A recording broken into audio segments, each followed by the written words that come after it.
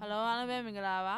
MNGDC Community နဲ့ရည်ရှင်တွေမှာကျေးဇူးပါတယ်ညီမတို့ရဲ့ MNGDC Community နဲ့ရှင်တွေကို subscribe မလုပ်သေးဘူးဆိုရင် subscribe လုပ်ဖို့တောင်းဆိုချင်ပါတယ်ညီမကတော့ထွေးမသိဖြစ်ပါတယ်ညီမဒီနေ့ပြပြပေးမယ့်တင်ငယ်စာကတော့သေးသေးစိုက်ကယ် logo design စနစ်တင်ငယ်စာဖြစ်ပါတယ်ဒီလိုမျိုး logo တစ်ခုကိုလည်းပြပေးသမှာဖြစ်ပါတယ်ဆေးတွေ့လိုက်ပါမယ် file ထဲမှာရှိတဲ့ new keyboard ကဆိုရင်တော့ control icon နဲ့ပြရပါတယ်ပြီးရင်နောက်မှာပင်ကိုရေးလိုက်ပါမယ် size ရေးလိုက်ပါမယ်ဝိုင်းမှာတော့နောက်မှာ sheet လိုက်ပါမယ်အဲ့မှာလည်း sheet လိုက်ပါမယ်ဒီမှာတော့ inches ကိုထားပါမယ် inches ပြီး resolution မှာ300ထားပါမယ်ဒီမှာ pixel inch color မှာတော့ RGB color ထားပါမယ် background colors မှာ white ကိုရေးလိုက်ပါမယ်ပြီးရင်ဘေးမှာလည်း AB ထည့်လိုက်ပါမယ် pixel space မှာတော့ square pixel ကိုထားပါမယ် K ကိုနေပါမယ်ပြီးရင်နောက်မှာဂိုင်းလေးဖော်လိုက်ပါမယ် view ထဲမှာရှိတဲ့ new guide မှာ horizontal ရေးပါမယ်ပြီးရင် position မှာတော့50ဟွန်းထည့်လိုက်ပါမယ်ပြီးရင် okay နဲ့ပါမယ်နောက်ထပ်တစ်ကြောင်းထည့်ပါမယ် view ထဲမှာရှိတဲ့ new guide မှာ vertical နဲ့ပါမယ်ပြီးရင် position မှာ50ဟွန်းထည့်လိုက်ပါမယ်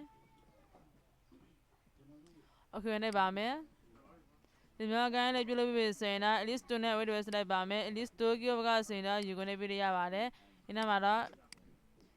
shift ကိုယူလိုက်ပါမယ်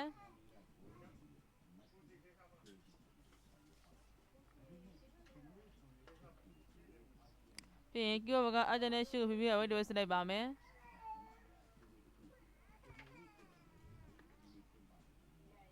ပြီးရင်ဒီမှာတော့ color ကိုအနည်းအောင်လေးယူလိုက်ပါမယ်ဒီလေလေးကိုအကြည့်ထားပါမယ်အကြည့်ထား style လေးလောက်ပါမယ် style လေးကိုနှိပ်ပါမယ်ပြီးရင် move to ယူပါမယ် control J နဲ့လေပို့လိုက်ပါမယ် control J ပြီးရင် keyboard က control လေးကိုဖြည်းဖြည်း selection ပြလိုက်ပါမယ်ပြီးရင်မှာ color ယူလိုက်ပါမယ် self focus color မှာ color ယူပါမယ်ဒီမှာ color ကိုအဖြူယူလိုက်ပါမယ်အဖြူနဲ့ပါမယ်ပြီးရင် outer backspin နဲ့ color ထည့်ပါမယ် control D နဲ့ selection ဖြတ်လိုက်ပါမယ် control D ပြီးရင် keyboard က outer ကိုဖြည်းဖြည်းဒီအဝေးလေးကိုရှုံးလိုက်ပါမယ်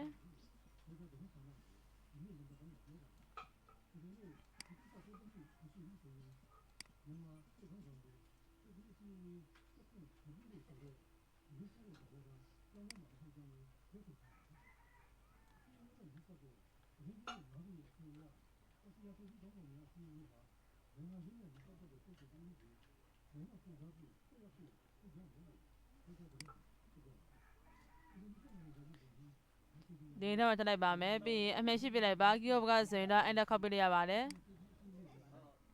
ပြီးရင်ဒီလေလေးကို keyboard က control လေးကိုဖြည်းဖြည်း selection ပြလိုက်ပါမယ်ပြီးရင်ဒီလေလေးကိုမျိုးလုံးမချလိုက်ပါမယ် elise win လေမှာ select ပြပါမယ်ဒီ selection ဝင်တဲ့နေရာလေးကို delete နဲ့ဖြတ်လိုက်ပါမယ်ပြီးရင် control D နဲ့ selection ဖြတ်လိုက်ပါမယ် control D ဒီလေးကိုမျိုးလုံးဖွင့်ထားပါမယ်background layer နဲ့မှာ click ချလိုက်ပါမယ်ပြီးရင် key ရဲ့ new fill adjustment layer ကိုနှိပ်ပါမယ်ဒီမှာ gradient နဲ့ background color ပြုတ်လိုက်ပါမယ် gradient ကိုနှိပ်ပါမယ်ပြီးရင်ဒီမှာ color ရွေးပါမယ်ညမှာ color ကိုအနည်းအောင်လေးရွေးလိုက်ပါမယ် okay ကိုနှိပ်ပါမယ်ဒီမှာ color ကိုအဖြူအောင်ရွေးလိုက်ပါမယ် okay ကိုနှိပ်ပါမယ်ပြီးရင် opacity stock ကို click ချလိုက်ပါမယ်ပြီးရင် opacity မှာတော့ဒီမှာ100ထည့်လိုက်ပါမယ်okay ကိုနှိပ်ပါမယ်ဒီမှာ style မှာတော့ linear နေရာမှာ erase ကိုရွေးလိုက်ပါမယ်ပြီးရင် box မှာမရှိတာပါမယ်ဒီမှာ skin မှာနေတင်လိုက်ပါမယ်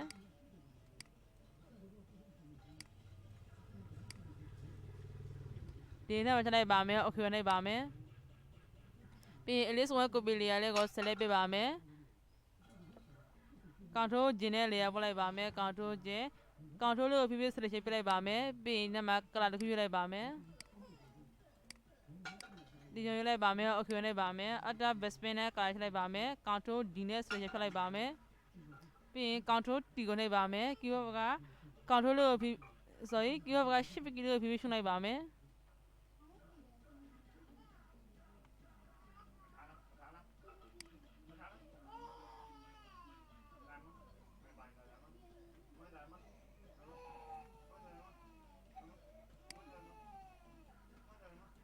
sorry အဲ့စေပြန်ညလိုက်ပါမယ်ကီလိုက shift key ကိုဖြည်းဖြည်းရှုံးလိုက်ပါမယ်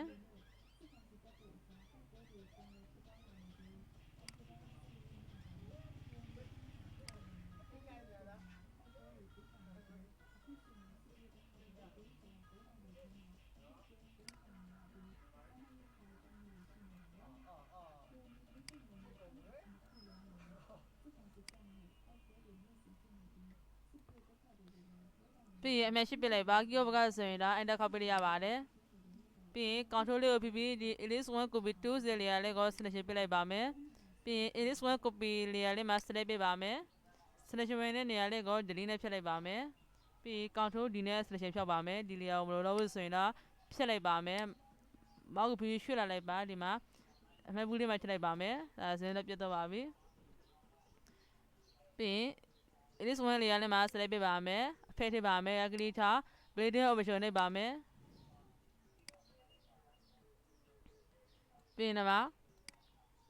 green over လေးမှာအမြင်ရှိလိုက်ပါမယ် color ရွေးပါမယ်ဒီမှာ color bar လေးကို click ရှိနေပါမယ်ဒီမှာ color ရွေးလိုက်ပါမယ်ဒီ stock ကိုမလို့ရှင်လို့ဆိုရင်တော့ဖြစ်လို့ရပါတယ်မောက်ကိုပြီးအပေါ်တင်လိုက်ပါမယ်ဒါဆိုရင်တော့ပြတ်တော့ပါပြီပြီးရင်ဒီမှာ color ရွေးလိုက်ပါမယ် color stock ကို click ရှိနေပါမယ်ပြီးရင်ဒီမှာ color မှာမိမိနဲ့တက်တဲ့ color ကိုရွေးထည့်ပေးလို့ရပါတယ်ဒီမှာတော့အနည်းအောင်လေးရွေးလိုက်ပါမယ်အဖြူနှိပ်ပါမယ်ဒီမှာတော့ color ကိုအဖြူအောင်လေးရွေးလိုက်ပါမယ်အဖြူနှိပ်ပါမယ်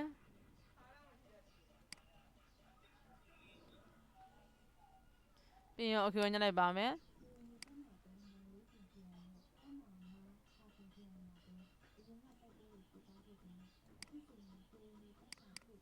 ဒီမှာ skin နဲ့တင်လိုက်ပါမယ်ပြီးရင် opacity နဲ့လျှော့လိုက်ပါမယ်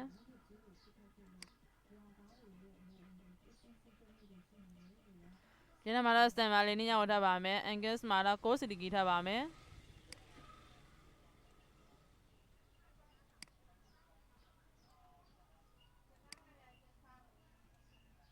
ပြီးရင် vivid inverse မှာအမြင်ရှိပါမယ်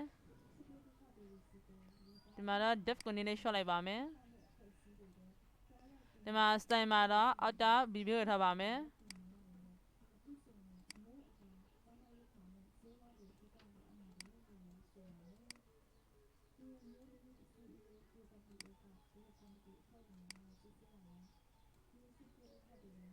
ဒီနေ့မှာ depth မှာတော့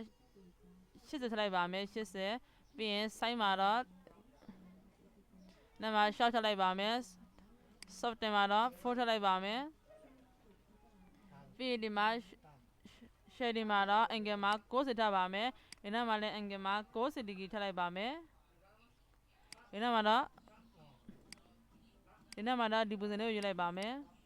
ပြီးရင်ဒီမှာ highlight mode မှာ color ကိုအဖြူအောင်ထားပါမယ်အဖြူနှိပ်ပါမယ်ဒီနေ့မှာတော့ skin ကိုရွေးထားပါမယ်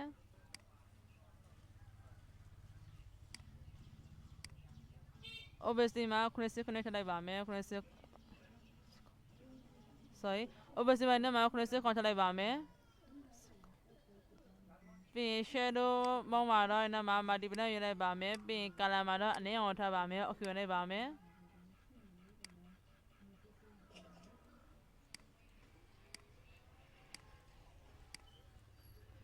ဒီမှာ opacity မှာတော့40ထလိုက်ပါမယ်ပြီးရင် dual shadow မှာအမြင်ရှိပါမယ် dual shadow ပြုလုပ်ပါမယ် dual shadow မှာ color မှာတော့အနည်းအောင်ထားပါမယ်အဖြူနှိပ်ပါမယ်ဒီနေ့မှာတော့ normal ရွေးထားပါမယ်ဒီမှာ opacity မှာတော့80 count ထားပါမယ် angle မှာတော့60ထားပါမယ်ဒီမှာ distance မှာတော့ win ထားလိုက်ပါမယ် size မှာတော့ 4 ထားပါမယ်ဒီနားမှာတော့30ထည့်လိုက်ပါမယ်ပြီးရင်နားမှာလည်းဒီပုံစံလေးရွေးလိုက်ပါမယ်ပြီးရင် stock ခဲ့ပါမယ် stock မှာမရှိပါမယ် stock မှာဒီမှာ fit text မှာတော့ gradient ရွေးလိုက်ပါမယ်ပြီးရင် color မှာတော့ဒီမှာအနည်းအောင်ရွေးပါမယ်ပြီးရင်ဒီမှာကြတဲ့ color ကိုအဖြူရွေးထည့်ပါမယ်အဖြူနှိပ်ပါမယ် angle မှာတော့ ကိုစီတီကီထားပါမယ်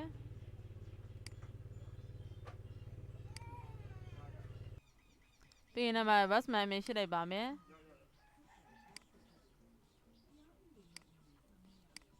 နံပါတ် scale မှာတော့100ထည့်လိုက်ပါမယ်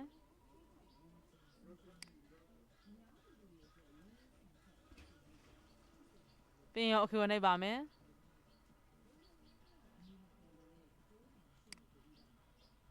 ဒီဝေးကိုလိုက်ကြည့်လိုက်ပါမယ်ဒီနောက်မှာ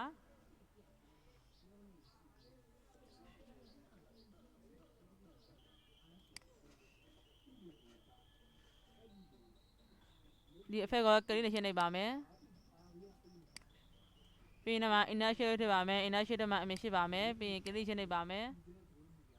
ဒီမှာ color မှာတော့အနည်းအောင်ရွေးလိုက်ပါမယ် okay ဝင်လိုက်ပါမယ်ပြီးရင် opacity လျှော့လိုက်ပါမယ်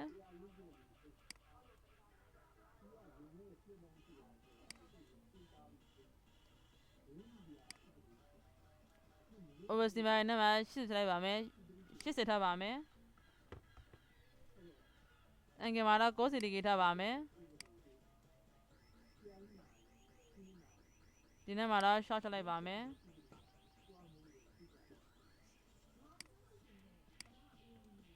ဒီမှာ site မှာလည်း short ပေးချလိုက်ပါမယ်ဒီနေ့မှာတော့ရှေ့ထားပါမယ်ပြီးရင်နေ့မှာတော့ဒီပုံစံနဲ့မျိုးမျိုးရှိပါတယ်နဲ့တက်တဲ့ပုံစံကိုရွေးထည့်ပေးလို့ရပါတယ်ဒီပုံစံလေးပဲရွေးလိုက်ပါမယ်ပြီးရင် okay ဝင်လိုက်ပါမယ်ဒီမှာ list 1 copy မှာလည်း effect ထည့်ပါမယ် click ရှင်းလိုက်ပါမယ် click ထားဒီမှာ bleeding option လိုက်ပါမယ်ပြီးရင် gradient overlay မှာအမည်ရှိပါမယ်ပြီးရင် click ရှင်းလိုက်ပါမယ်ဒီမှာတော့ batsman အမည်ရှိလိုက်ပါမယ်ပြီးရင် opacity လျှော့ပါမယ်ဆိုရင်ဒီမှာ opacity နဲ့ပြန်လိုက်ပါမယ်ဒီမှာတော့ angle မှာတော့90ဒီဂရီထားပါမယ်skin နဲ့ပြန်လိုက်ပါမယ် skin မှာတော့ဒီမှာ160ထည့်လိုက်ပါမယ်ပြီးရင် vivid investment အမည်ရှိပါမယ်ဒီနောက်မှာတော့ဒီပုံစံလေးပဲထည့်လိုက်ပါမယ်ဒီမှာ stand မှာတော့ outer vivo ဒီမှာ depth မှာတော့80ထားပါမယ် side မှာ short ထားပါမယ်ဒီမှာ sorting မှာတော့4ပဲထားပါမယ်ဒီမှာ angle မှာတော့90ဒီဂရီထားပါမယ်ဒီနောက်မှာလည်း90ဒီဂရီထားပါမယ်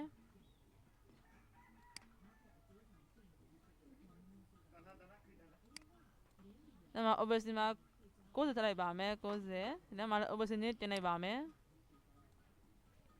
ပြီးရင်ဒီမှာ dual shadow မှာအမည်ရှိပါမယ် dual shadow မှာလည်းဒီမှာဒီပုံစံလေးပဲထည့်လိုက်ပါမယ် opacity မှာ90ခွာဒီမှာ normal ထားပါမယ်ဒီမှာ angle မှာတော့90ဒီဂရီထားပါမယ်ဒီ distance မှာတော့ win ထားပါမယ် size မှာတော့ဒီမှာ4ထားပါမယ်ဒီနောက်မှာတော့10ထည့်လိုက်ပါမယ်ပြီးရင် stock ထည့်ပါမယ် stock မှာအမည်ရှိပါမယ်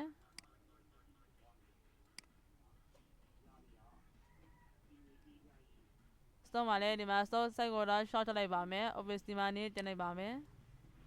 opacity မှာ30နဲ့ထည့်လိုက်ပါမယ်ဒီမှာတော့ color ကိုဒီရောင်းဝယ်ထားပါမယ်ပြီးရင်ဒီမှာ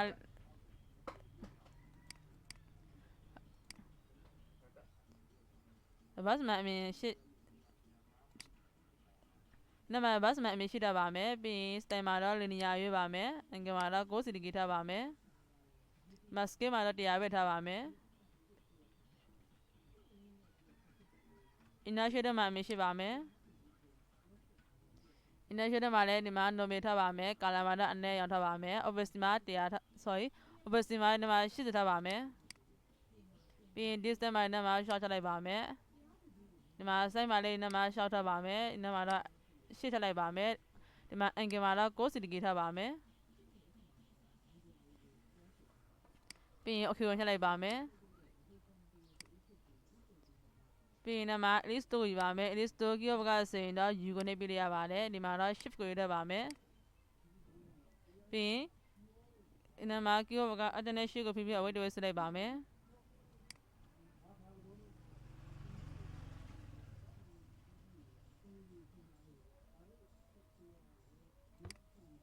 ပြီးရင်ဒီမှာ pin မှာ color ရွေးလိုက်ပါမယ်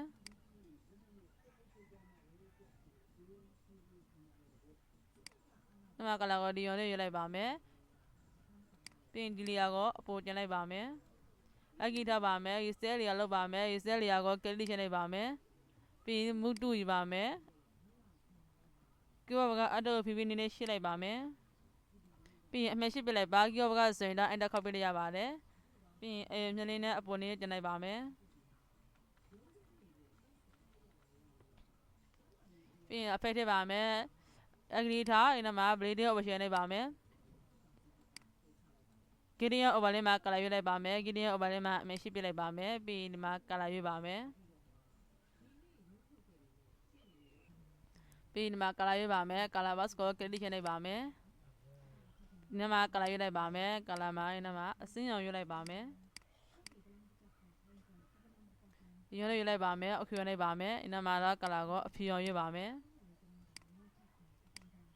ပြီးညနေမှာနောက်တဲ့အမှတ်တစ်ခုထည့်တိုးပါမယ်ဒီလိုလက်ပုံစံနဲ့ပုံနေပြီဆိုရင်တော့ click ချလိုက်ပါပြီးညနေမှာ color ကိုတော့အစင်းရောင်ပဲရွေးလိုက်ပါမယ်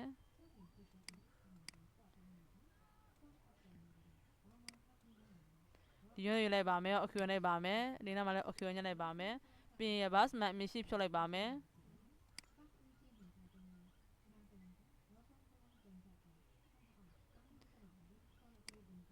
ဒီနောက်မှာတော့ normal ပဲထားပါမယ် normal ရွေးလိုက်ပါမယ် opacity မှာနည်းနည်းတင်လိုက်ပါမယ် opacity မှာဒီမှာ90ထည့်လိုက်ပါမယ်90ပြီးရင် scale မှာနည်းနည်းပြုတ်လိုက်ပါမယ်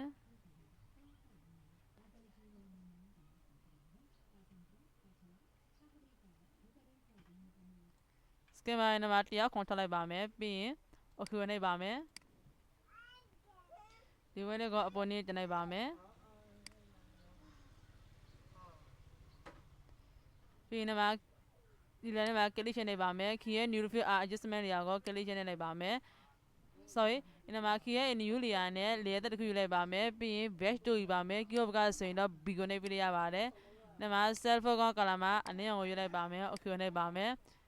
ဒီမှာ best thing ကို click ချလိုက်ပါမယ်ပြီးရင်ဒီမှာ another one နဲ့ပုံစံလေးယူလိုက်ပါမယ်ဒီ30ပုံစံလေးယူလိုက်ပါမယ်ဟန်နဲ့စမလာ0ထားပါမယ် OK ဝင်လိုက်ပါမယ် sorry ဒီမှာဒီမြလေးကို click ချလိုက်ပါမယ်ပြီးရင်ဒီမှာပဒဆက်အကြည့်အသေးကိုတော့ keyboard မှာရှိတဲ့လေတော့ကိုစားကပိန်နဲ့ပြုလုပ်ပြရပါတယ်ဒီမှာ click ချလိုက်ပါမယ်မူတူယူပါမယ် keyboard ကဆိုရင်တော့ B ကိုနှိပ်ပြရပါတယ်ပြီးရင် shift key ကိုဖြည်းဖြည်းရှုံးလိုက်ပါမယ်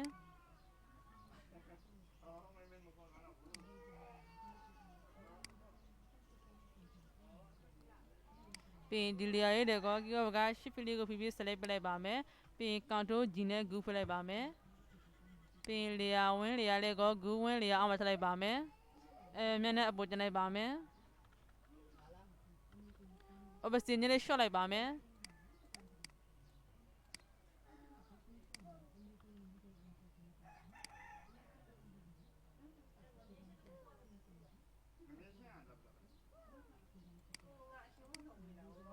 ဒီ group မှာဒီမျက်နှာကို click ချလိုက်ပါမယ်ဒီ erase tool layer လေးကို click ချလိုက်ပါမယ်ပြီးရင် အတော့ကိုဖြည်းဖြည်းနည်းနည်းရှင်းလိုက်ပါမယ်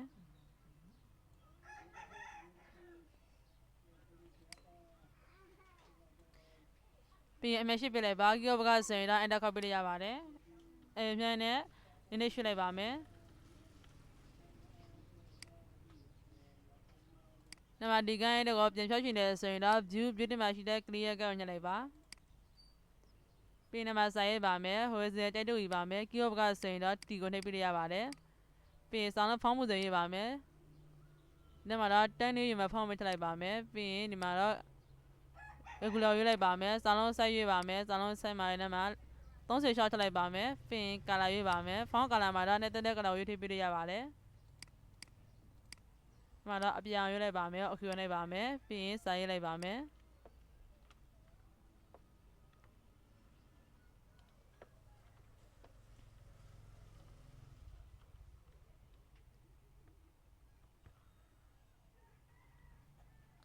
ပြီးရင်မရှိပြလိုက်ပါ keyboard ကဆိုရင်တော့ enter ခောက်ပြလို့ရပါတယ်မူတူယူပါမယ် keyboard ကဆိုရင် B ကိုနှိပ်ပြလို့ရပါတယ်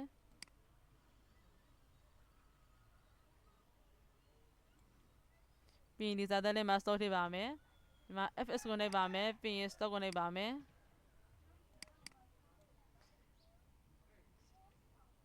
စမဒီမှာ filter မှာတော့ color ရွေးလိုက်ပါမယ်ပြီးရင်ဒီမှာ color ရွေးလိုက်ပါမယ်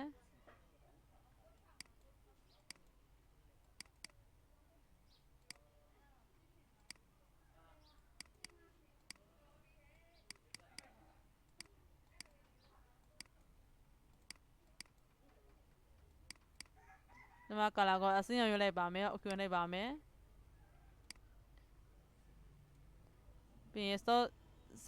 site မှာတော့ဒီမှာ shift ထည့်လိုက်ပါမယ်ဒီမှာတော့အဆုပ်ရွေးပေးထားပါမယ်ပြီးရင် opacity တင်လိုက်ပါမယ် OK ကိုနှိပ်လိုက်ပါမယ်